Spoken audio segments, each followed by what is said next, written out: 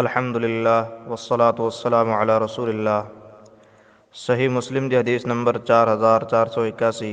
रसूलुल्लाह सल्लल्लाहु अलैहि वसल्लम जन इरशाद फरमायो, इन्नल्लाह यरज़ा लकुम सलासन व यकरहु लकुम सलासन।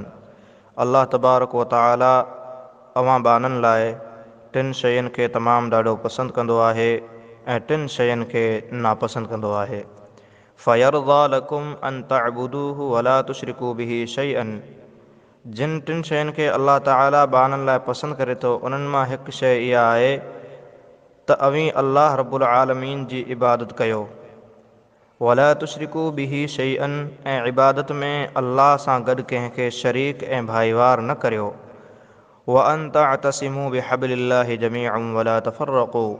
ऐं टी शइ जंहिंखे अल्लाह ताला पसंदि करे थो उहा ही आहे त अल्लाह रब्बुल आलमीन चाहे थो त अवीं अल्लाह जे दीन जी रस्सी खे मज़बूती सां पकड़े वठो ऐं अवीं फ़िरक़ा ऐं टोलियूं न थियो। वयकरहु लकुम सलासन।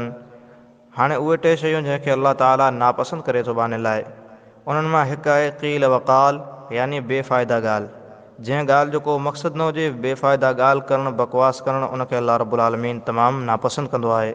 व कसरत सुआल व इज़ाअतिल माल।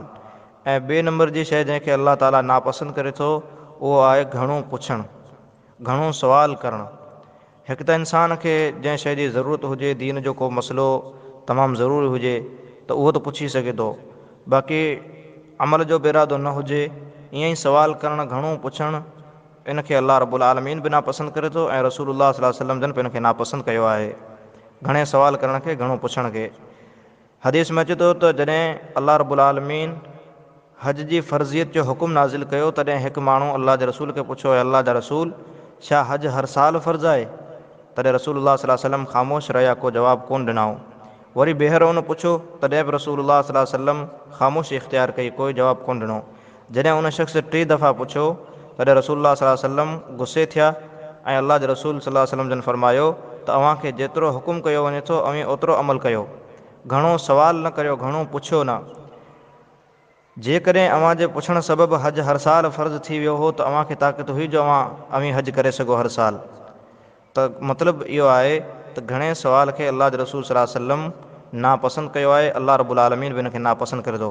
ऐं टी शइ जंहिंखे अल्लाह ताला बाने लाइ नापसंदि करे थो उहो आहे इज़ाअतुल माल, यानी पंहिंजे माल खे ज़ाय करणु, पंहिंजे माल खे बर्बादु करणु, मतिलबु त फ़ुज़ूल ख़र्ची करण खे अल्लाह ताला नापसंदि करे थो।